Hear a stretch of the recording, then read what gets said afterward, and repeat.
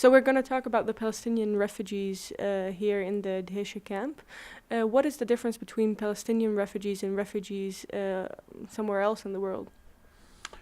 Yeah, well, this issue of refugees started during the Nakba, before the establishment of Israel, when the Zionist movement and organizations attacked the Palestinian villages and forced the people out. And this continued until about 2 years. The refugees were going around in the country not knowing what to do until the United Nations interfered and started taking care of these refugees. They were about 800,000, around that number. And the United Nations established special organization for the Palestinian refugees, other than any other mechanisms for refugees elsewhere. This is called UNRWA, and this organization still working. It's responsible for basically everything in the life of the Palestinian refugees. In result of that, the United Nations conventions and international conventions are not applied to Palestinian refugees because they consider us a special case and have our own special organization from the United Nations. So this is how it happened, and Why is that? because at the time it was a huge number, most of the population moved, forced out of their villages. And it's a special case, never happened elsewhere, where you bring European colonizers to replace the local people in the country. Usually in other countries, British or French go there to colonize and occupy, and without transferring a lot of population from Europe. And by the end of it, they just leave. But in our case, the strategy or the plan was to massacre some villages to make people afraid, and then force the others out. They wanted to force everyone. But few Palestinians stayed in their places. Some could return during the war. They left temporarily. But the majority, the 800,000, fled, were forced out. So, in such number, the United Nations thought this needs some special attention other than refugees elsewhere, where you have individuals or small group of refugees, and because also they are not able at the time to return. But later on, when Israel became a country and applied to become a member of the United Nations, the United Nations forced them to, in written, agree to allow these refugees back. And there was a resolution issued, 194, guarantees the return of the refugees. And Israel, to become a member of the United Nations, agreed to implement it and allow the Palestinian refugees back. But this never happened. Yani they fooled the whole world and became a member of UN and never implemented this resolution. And now they don't recognize the resolution anymore, right?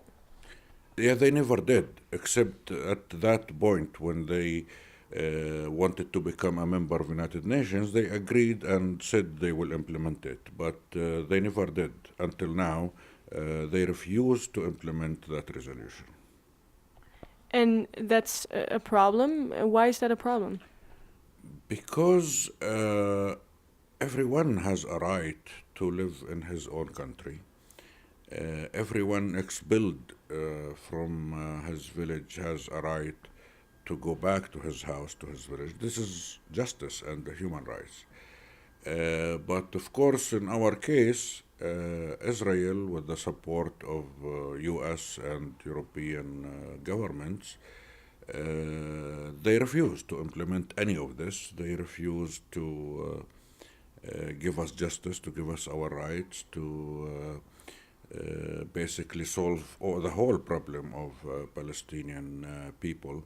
And part of it is the return of the refugees who are living all over the world now, mostly in the Middle East, still in refugee camps. Most of these people are still in refugee camps. And I believe that any compromise or any solution to have two states next to each other without solving the issue of the refugees and give them their rights, it will not last. And you're just saying that there are refugees from all over the world, like in all over the world right now, and some of them are also in the West Bank and in Gaza. Um, do you think that these refugees want to go home or back to their villages or the villages of their grandparents? Well, I believe that they won't, but nobody can guarantee the answer. We have to ask them. But this is not the issue if they want or not. It's a right, it's their right. You have to guarantee them their right, and then they choose to implement it or not and how. Some people might take compensation, some people might insist to go back, others will choose to live in Palestinian state in West Bank and Gaza.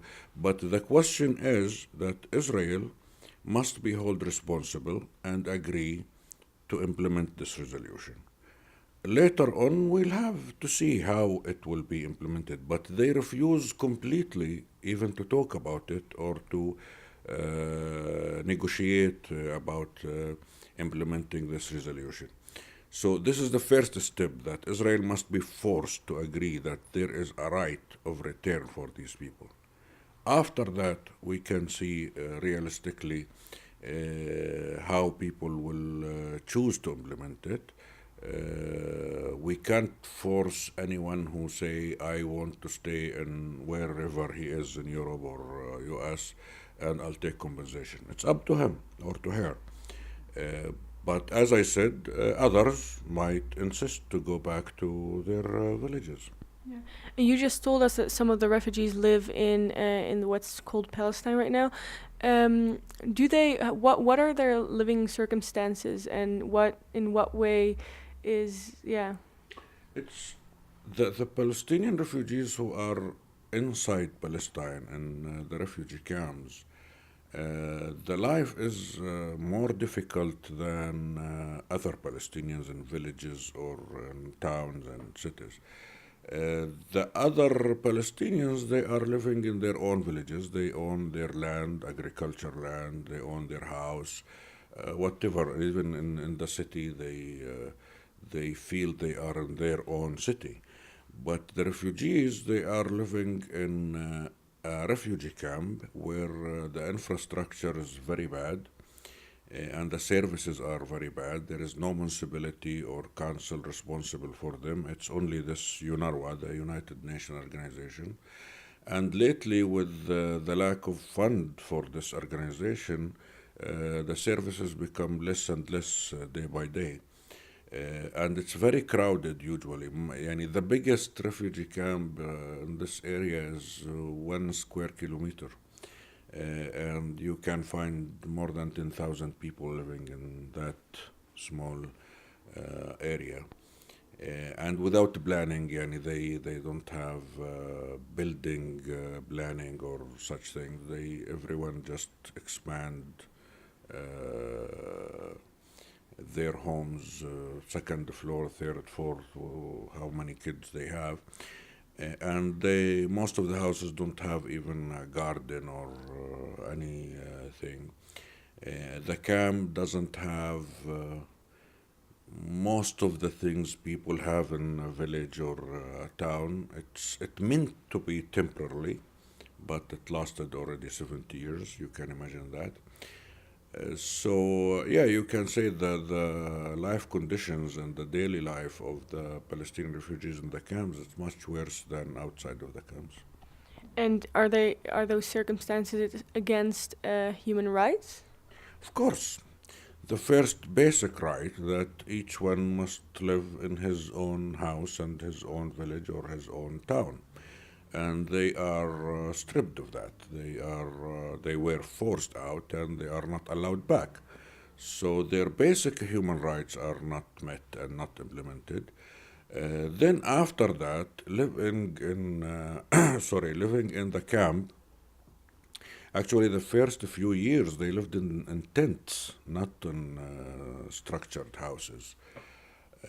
Living in a camp also violates basic rights like health-wise, for example. It's not healthy to live in a refugee camp, crowded more than you can imagine, and without services like the sewage system or whatever, every other service. They, even in the beginning, didn't have electricity or running water. Later, like maybe 20, 30 years later, they got water and electricity. First of all, justice and human rights and international law and UN resolutions, all this says that they have the right to go back to their own homes. Other human rights in many, like Universal Declaration of Human Rights or Geneva Conventions, guarantee many other rights for every human. We can't see them in the refugee camps. So their rights are violated in every way. And how is it that that goes on and isn't stopped by the UN or by the international community? In my opinion, the reason Israel is able to deny and refuse all the United Nations resolutions, including the Security Council, is the protection Israel gets from the United States and EU countries who never even thought about sanction Israel for its refusal of implementing Geneva Convention or international law in general or UN resolutions, like what they do with other countries. But always Israel is exception, and no one even think about sanctioning them for all these crimes they are committing since Israel was established until now. And do you see any changes in that? Well, we have hope. We always have hope and optimistic that someday we will be free and get our rights like any other nation did. We blame the West for their protection and support of Israel. Otherwise, it could be solved long ago, the Israeli-Palestinian conflict. But we believe in our people that we will continue our struggle until we achieve our rights. And how do you see the future? I see the future as bright, to live free, to live in an independent country, to live like any other nation as a human with all the human rights. That's what we hope for.